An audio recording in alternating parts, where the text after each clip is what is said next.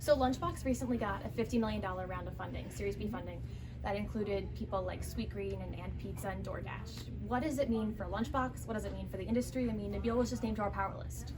Well, they are definitely becoming the tech solutions company to beat. They just had their Series A funding round in October 2020, and then this round of $50 million is obviously a huge deal, and it's going to go toward things like product development. And fingers crossed, Nabil Alamgir specifically said that it will go toward product development of ghost kitchen and virtual kitchen technology. So the last time we spoke, he talked about a virtual reality restaurant, and I thought that was really interesting, and where you could visit a ghost kitchen by going there through a virtual reality headset. I thought that was really interesting, so hopefully maybe that $50 million will go toward developing that technology. But that's different than the Virtuant that they just announced, right? No, that's what I'm talking about. Oh, okay. The virtual reality restaurant, yeah. Oh, that's so interesting. Yes. But that does seem a little bit further in the future now. Panera has joined the latest human-free technology. What does it sort of mean in trends? They just announced it. What does it mean in terms of trends for Panera? And what does it mean in terms of trends for the industry? So Panera just announced the latest way that you can get Panera, which is contactless or contact-free dine-in experience. So it combines a little bit of the best of both worlds.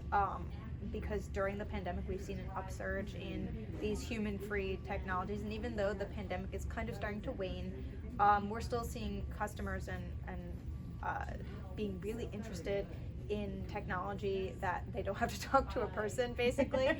My dream come true. Right? But it's not just delivery, it's not just takeout. So this, like I said, combines the best of both worlds, because basically a customer can come into Panera, or on the way to Panera, they can place an order, and then that will go into the kitchen and they'll begin working on it right away. And then they'll get a notification on their app when the food is ready, and then they'll come to the counter, pick it up, and eat it in the restaurant. It is meant to be dine-in. The food will be served on a tray, but basically they won't have to deal with the buzzer. You know, when Panera gives you the buzzers to let you know when your food is ready, they won't have to go to the counter to be waiting around. And it kind of cuts down on the communication, any communication mishaps there might be, and it also lets the Panera employees work less at the register and more at kind of hospitality, and ask people how their meal and experience is going. So hospitality is not going away with the introduction of technology, which is what some people fear. Yes, and if you check out the NRN latest February issue, you'll see an article on that exact topic, on how customer service is really just changing in the era of technology, and that's a good thing. That's definitely a good thing for the labor shortage, because we're seeing so many people leave the restaurant industry because they, for many reasons, right? But this kind of gives them, will change up the job a little bit from doing menial tasks or more repetitive tasks to focusing on hospitality. So not as much wiping down tables and taking orders, because the robot can wipe down the tables and the QR code can do that for you. So recently, Francis Allen joined you on the Extra Serving podcast, and you guys talked about tech at Checkers and Rally. What's been going on there? I mean, there's a lot that they've been doing, especially with Francis in charge. So what's been happening? What's been going on? It was a really interesting conversation. So Checkers and Rally's just announced a partnership with Presto, and they will be introducing and rolling out slowly, I guess, testing out drive-thru AI. And basically that means that when a guest goes up through the drive-thru, AI or computer might be taking their order instead of a live person behind the scenes.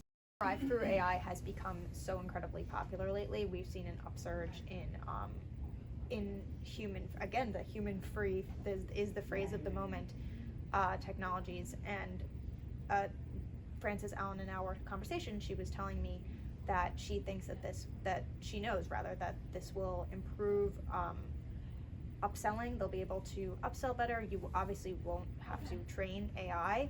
And it also improves order accuracy, which I thought was really interesting, because you would think that a computer wouldn't necessarily be able to understand like the nuances of a conversation or slang or something like that, but it does actually improve order accuracy.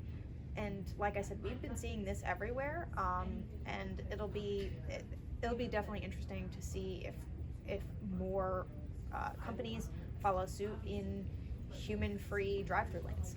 I'm very curious to see how this plays out in drive-thru lanes, especially at Checkers and Rallies, which has not been a place, you know, which we haven't really seen in our consumer picks reports, known for its drive-thru lanes. So I'm very curious to see if it bumps them up in our consumer picks when it comes out later this year. Well, I think that it will. It definitely could, because I think that drive-thru technology, or rather, just drive-thru orders in general, have seen a huge upsurge during the pandemic. Everyone is going through a drive-thru because basically nobody goes in person anymore to a quick service restaurant to eat in the dining room. It's either you're getting delivery, takeout, or you might be going through the drive-thru to avoid those delivery fees.